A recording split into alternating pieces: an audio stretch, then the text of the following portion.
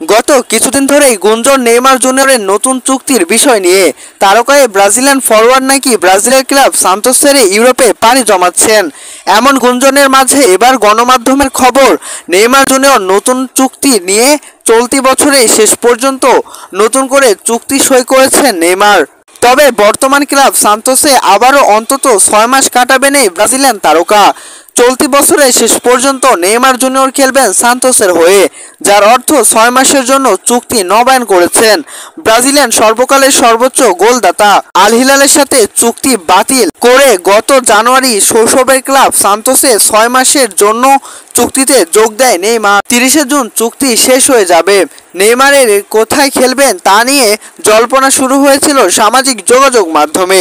তবে নেইমার জুনিয়রের বাবা জানিয়েছেন, নেইমারকে ইউরোপে বেশ কয়েকটি দল চায়। এর মধ্যে চ্যাম্পিয়ন্স লিগের দলও আছে। বেশ কয়েকটির সাথে কথা হয়েছে তার বাবার। শৈশবের ক্লাবের সাথে নতুন করে চুক্তির সিদ্ধান্ত নিয়েছে ব্রাজিলিয়ান এই সুপারস্টার। আবারও চুক্তি নবায়ন করছেন নেইমার সান্তোসের সাথে।